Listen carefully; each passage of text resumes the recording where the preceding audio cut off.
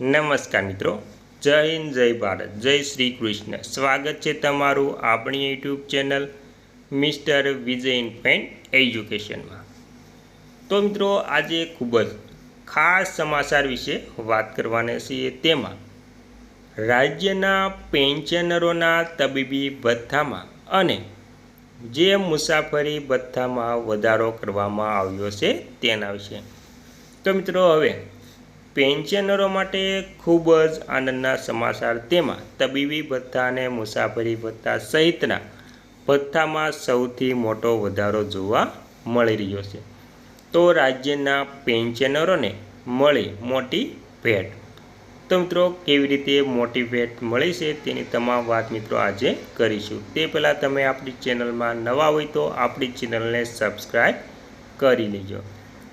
તો તેમાં વિગતવાર વાત કરીએ તો ગુજરાત સરકારે રાજ્યની બિન સરકારી અનુદાનિત કોલેજના શૈક્ષણિક અને બિન શૈક્ષણિક કર્મચારીઓના માસિક તબીબી એટલે કે મેડિકલ ભથ્થામાં ₹700નો વધારો કર્યો છે.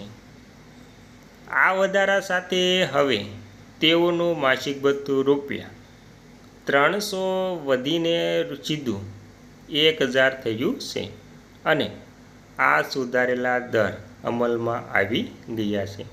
તો મિત્રો, આવી રીતે ગુજરાત સરકારે જે અનુદાની કોલેજો અને બિન સરકારી અનુદાની કોલેજોને શૈક્ષણિક બિન શૈક્ષણિક કર્મચારીઓના માસિક જે તબીબી ભથ્થા છે તેમાં સૌથી મોટો આવી રીતે વધારો કરાયો છે. અને તેમાં લાભાર્થીઓ ગુજરાતની બિન સરકારી અનુદાનિત કોલેજના કુલ 4908 જેટલા કર્મચારીઓ. તેના ઉદ્દેશ્યની વાત કરીએ તો મોંઘવારીના સમયમાં આરોગ્ય સંબંધિત ખર્ચાઓને પહોંચી વળવા માટે કર્મચારીઓને આર્થિક રાહત આપવામાં આવી છે. ત્યારબાદ સત્તાવાર માહિતીની વાત કરીએ તો આ નિર્ણય ઉચ્ચ અને ટેકનિકલ શિક્ષણ મંત્રી દ્વારા લેવાયો છે. તો મિત્રો, આવા એટલે કે આ લાભાર્થીઓ જે ટોટલ કોલેજના 4908 છે તેવા લાભાર્થીઓને મળશે. ત્યારબાદ વાત કરીએ તો કેન્દ્ર સરકારના કર્મચારીઓ 8મા પગાર પંચની ભલામણો વિશે આતુરતાપૂર્વક રાહ જોઈ રહ્યા છે. કર્મચારી સંગઠનોએ કેન્દ્ર સરકારના કર્મચારીઓના પગાર, પેન્શન અને ભથ્થા સંલગ્ન અનેક મહત્ત્વની માંગણીઓ રજૂ કરી છે. જેમાં સેન્ટ્રલ ગવર્મેન્ટ હેલ્થ સ્કીમ CGSSના દાયરામાંથી બહાર રહેતા ક્ષેત્રોવાળા કર્મચારીઓ અને પેન્શનરોના ફિક્સ મેડિકલ એલાઉન્સ FMAમાં બમ્પર વધારો પણ પ્રસ્તાવ સામેલ છે. હાલમાં એટલે કે ફિક્સ મેડિકલ ₹1000 માસિક છે, પરંતુ કર્મચારી સંગઠનોએ તેને વધારવાનો પ્રસ્તાવ રજૂ કર્યો છે. 8મા પગાર પંચ માટે તૈયાર થયેલી ભલામણોમાં આ માંગણી પણ સામેલ કરાઈ છે. તો મિત્રો, જે 1000 મેડિકલ અલાઉન્સ ભથ્થું મળતું હતું તેમાં પણ વધારો કરવાની માંગ કરવામાં આવી છે.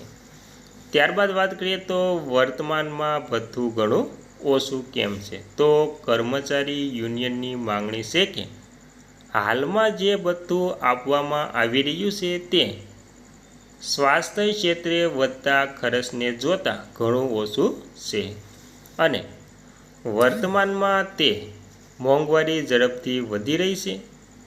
ખાસ કરીને ગ્રામીણ કે આંતરિયાળ વિસ્તારોમાં રહેતા કર્મચારીઓ અને પેન્શનર્સ કે જ્યાં CGSSની સુવિધા ઉપલબ્ધ નથી તેમના માટે અઘરું પડી રહ્યું છે.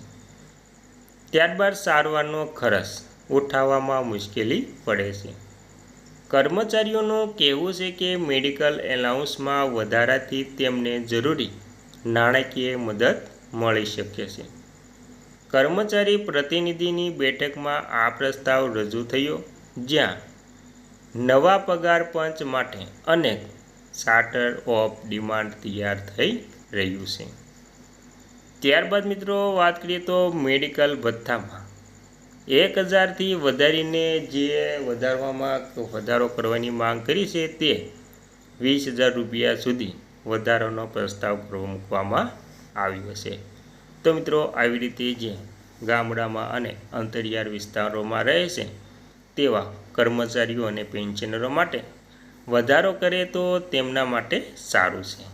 ત્યારબાદ બીજા કયા મુદ્દા રજૂ થાય છે તો તેમાં મુદ્દાની વાત કરીએ તો મેડિકલ ભથ્થામાં વધારો, ત્યારબાદ ફિટમેન્ટ ફેક્ટરમાં સંશોધન અને જે વાર્ષિક પગાર છે તેમાં વાર્ષિક પગાર વૃદ્ધિમાં વધારો. તો આવી રીતે બીજા મુદ્દાઓમાં પણ વધારો કરવાનો જોઈએ.